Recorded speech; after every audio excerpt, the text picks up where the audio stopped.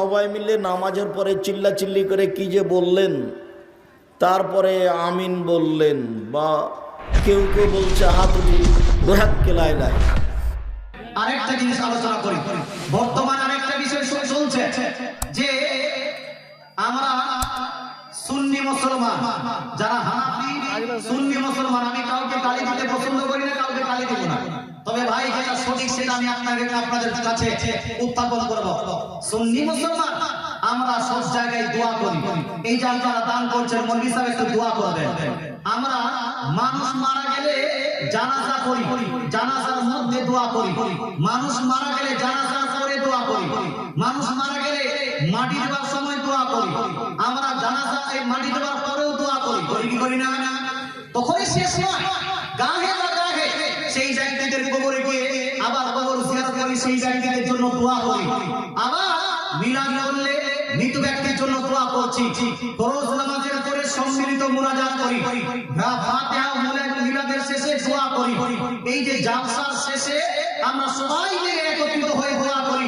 Even বিয়ের সময় একজন মানুষ বিবাহ বন্ধনে আবদ্ধ হচ্ছে, ওই বিয়ের সময় মৌলভী সাহেব বিবাহ পড়িয়ে দিল, তারপর কয়েকবার দরুদ শরীফ পড়ে ওই বিবাহ বন্ধনে আবদ্ধ হওয়া ছেলে এবং মেয়ের কল্যাণের জন্য আমরা সবাই মিলে একত্রিত হয়ে দোয়া করি কি করি না?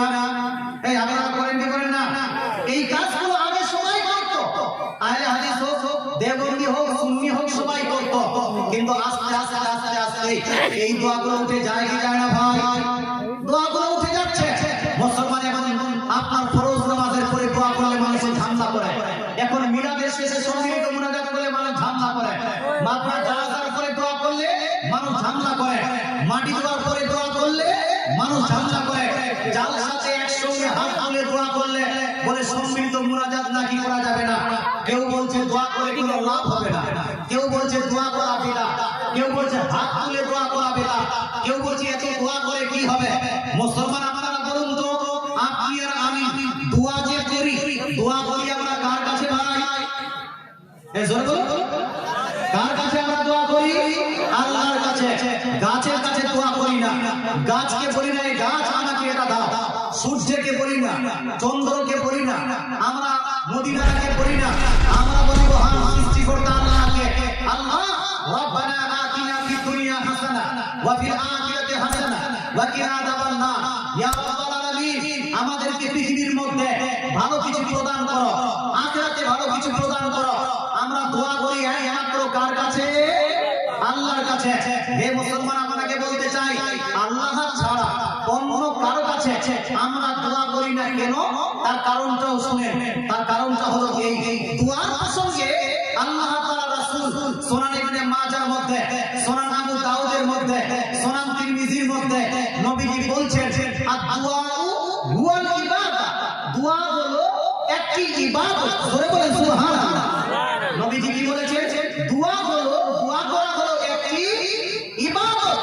মুসলমান আপনাকে বলতে চাই, দোয়া যদি ইবাদত হয়, ইবাদত আল্লাহ ছাড়া কারো করা যাবে না। কারণ আমরা হলাম মুসলমান, আমাদের কলেমা হলো লা ইলাহা ইল্লাল্লাহ। জোরে বলুন, লা ইলাহা ইল্লাল্লাহ, লা ইলাহা ইল্লাল্লাহ। এর অর্থটা কি? আল্লাহ তাআলা ছাড়া কোনো উপাস্য নাই, আল্লাহ তাআলা ছাড়া কোনো মাবুদ নাই, একমাত্র ইবাদতের যোগ্য কে? আল্লাহ। একমাত্র এই উপাসনার যোগ্য কে? আল্লাহ। আল্লাহ ছাড়া কোনো ইবাদতের যোগ্য নাই। এই জন্য ইবাদত চলবে একমাত্র কার? নামাজ হবে একমাত্র কার জন্য? রোজা হবে একমাত্র কার জন্য? হজ হবে একমাত্র কার জন্য? দোয়া একটা ইবাদত, এই দোয়াটা হবে একমাত্র কার জন্য? এই জন্য আমরা আল্লাহ তাআলার কাছে দোয়া করি না। এই দোয়া আল্লাহ তাআলা ছাড়া কারো কাছে দোয়া করি না, আল্লাহর কাছে দোয়া করি। আচ্ছা, আমরা দোয়া করি আল্লাহর কাছে, আচ্ছা আমাদের দোয়াকে গ্রহণ করেন কে করেন? বান্দা? কোন মাস্টার? কোন ডাক্তার? আমাদেরকে দোয়া কবুল করে, আমাদের ইচ্ছাকে পূরণ করেন কে? আল্লাহ। কোন বান্দা নয়, কোন মাগলুক নয়, কোন মাস্টার, ডাক্তার নয়, কল্যাণ মৌলভী মুন্সি নয়। আমাদের দোয়া কবুল করেন আল্লাহ। মহান রব্বুল আলামিন, যার কাছে আমরা দোয়া করছি, মহান রব্বুল আলামিন যে আমাদের দোয়াকে কবুল করে প্রত্যেক মানুষের আশা আকাঙ্ক্ষা ইচ্ছা বাসনাকে পূর্ণ করছেন। আচ্ছা সেই আল্লাহ তাআলা কোনদিন কি আপনাকে করেছেন? কোন আয়াতে কি আল্লাহ তাআলা বলেছেন বান্দা তুমি আমার কাছে দোয়া করো না, তোমার দোয়া করে কোনো লাভ হবে না? বান্দা তুমি আমার কাছে দোয়া করো না, তোমার দোয়া এত বেশি দোয়া করে কি লাভ হবে? বান্দা তুমি সকালে দোয়া করতে পারো, বিকালে দোয়া করতে পারো না, এই কথা কি আল্লাহ বলেছেন ভাই? না না মুসলমান, আল্লাহ কি বলেছেন তোমরা রাত্রি বেলা দোয়া করতে পারো, সকাল আপনার দিনের বেলা দোয়া করতে পারো না, এই কথা আল্লাহ বলেননি। আল্লাহ এটাও বলেননি তোমরা ফরজ নামাজের আগে দোয়া করতে পারো, ফরজ নামাজের পরে দোয়া করতে পারো না, এই কথা আল্লাহর নয়। তো আল্লাহর কি কথা ভাই? আল্লাহর কথা হলো সূরা মুমিন আয়াত নাম্বার 60 নম্বর আয়াত। আল্লাহ তাআলা বলছেন উদউনি আস্তাজিব লাকুম। আল্লাহ বলছেন হে আমার বান্দা বান্দীরা, তোমরা আমার কাছে দোয়া করতেই থাকো, আমি আল্লাহ তোমাদের দোয়াকে গ্রহণ করতেই থাকবো। জোরে বলে সুবহানাল্লাহ। আল্লাহ কি বলেন? হে আমার বান্দা বান্দীরা, তোমরা আমার কাছে দোয়া করতেই থাকো, আমি আল্লাহ তোমাদের দোয়াকে গ্রহণ করতেই থাকবো। মুসলমান, আপনাকে বলতে চাই যে আল্লাহর কাছে আমরা দোয়া করি, সে মহান রব্বুল আলামিন বলছে তোমরা আমার কাছে দোয়া করতেই থাকো। আল্লাহ তো নিষেধ করলেন না ভাই? নিষেধ করেছেন? আচ্ছা, আপনারা কি জানেন আল্লাহ সূর্যকে কেন সৃষ্টি করেছেন? একটু হানা বলুন ভাই। সূর্যকে কেন সৃষ্টি করেছেন জানা আছে? চন্দ্রকে কেন সৃষ্টি করেছেন, কার জন্য সৃষ্টি করেছেন জানা আছে?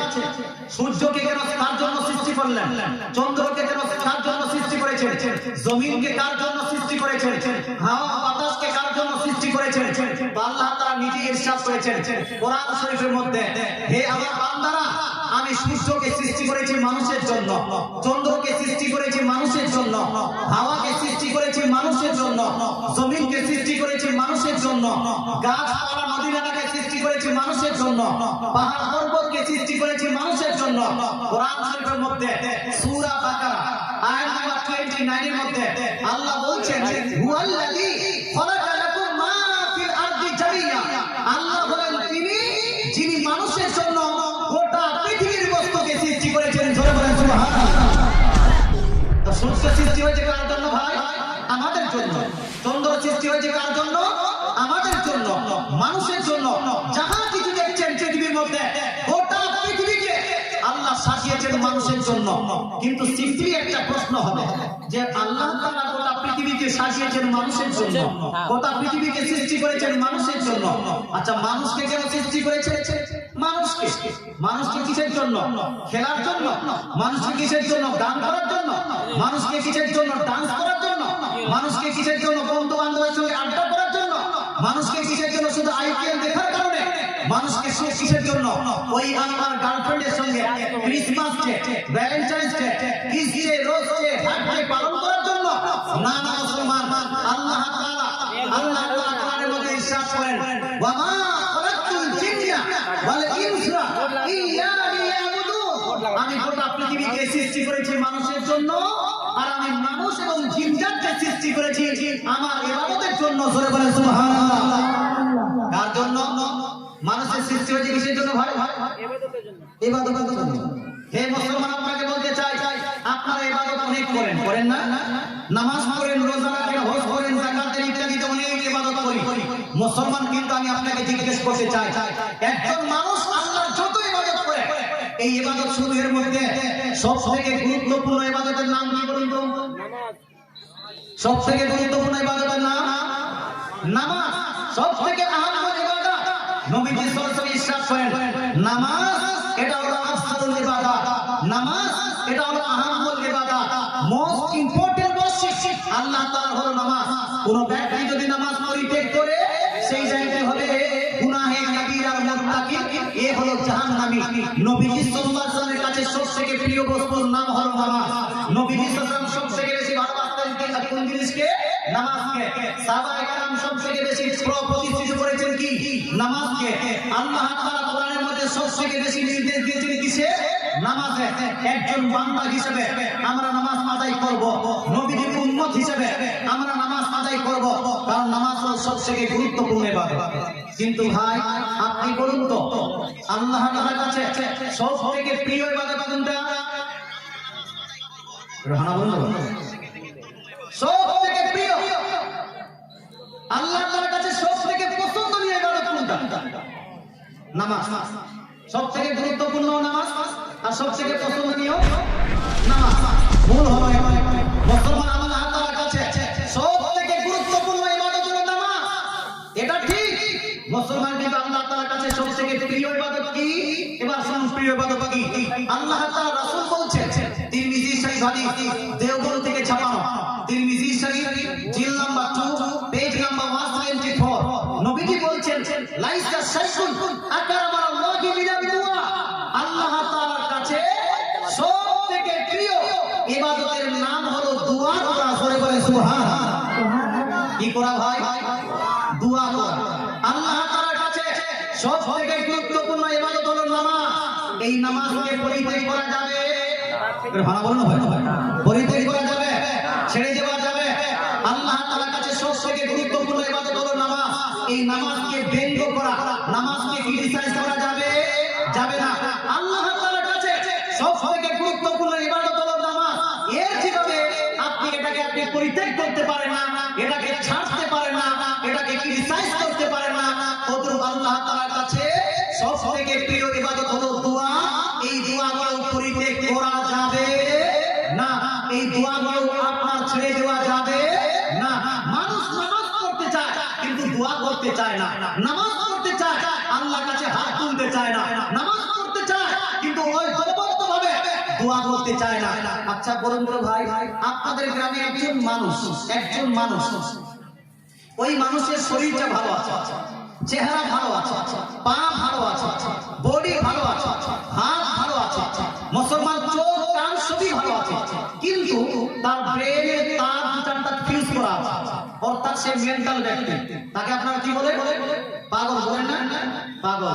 এর গোটা দেখতে ভালো, পা শরীর টরীর সবই ভালো, কিন্তু তার ব্রেন লুজ আছে, সে হলো পাগল। আচ্ছা বলুন তো, এই পাগল যদি আপনার বেটির জন্য প্রস্তাব দেয়, আপনি তাকে বেটি দিবেন? বলুন দিবেন না। কেন? সবই তো ভালো আছে, তার নামে সংসদ আছে, 2-4 বিঘা জমিও আছে, দিবেন না কেন? কেন দিবেন না? আসল জিনিসে নাই হচ্ছে, এটাই ফিউজ করে গেছে, বলবেন না? সম্মানিত শ্রোতা, আপনাকে বলতে চাই, একজন মানুষ যদি পাগল হয়, তাকে আপনি গ্রামের মেম্বার দাঁড়াবেন না। কেউ যদি পাগল হয়, তাকে মসজিদের ইমাম করবেন না। কেউ যদি পাগল হয়, তাকে মুখিয়া গ্রহণ করবে না, সরকার করবেন না, কারণ তার সব ভালো, একটা ব্রেন নাই। আল্লাহ তাআলা রাসূল ইরশাদ করেন, হাদিসটি শুনুন। এই হাদিসটি রীতিমতো আপনার দেওবন্দ থেকে ছাপানো, তিরমিজি শরীফ জিল নাম্বার 2 পেজ নাম্বার 173 এর মধ্যে আল্লাহ তাআলা রাসূল ইরশাদ করেন, মানুষের মধ্যে গোটা শরীর ভালো, যদি ব্রেন ভালো না থাকে, সেই মানুষটি সমাজে গ্রহণযোগ্য হয় না। নবীজি বলছেন, আদ-দুআউ মুখুল ইবাদত। নবী বলছেন, praying to Almighty Allah is the brain of all worship। আল্লাহ নবী বলছেন যে আল্লাহর কাছে দোয়া করা, এটা হলো সমস্ত ইবাদতের ব্রেন, বুদ্ধি, মগজ। জোরে বলেন সুবহানাল্লাহ। এটা জোরে সুবহানাল্লাহ।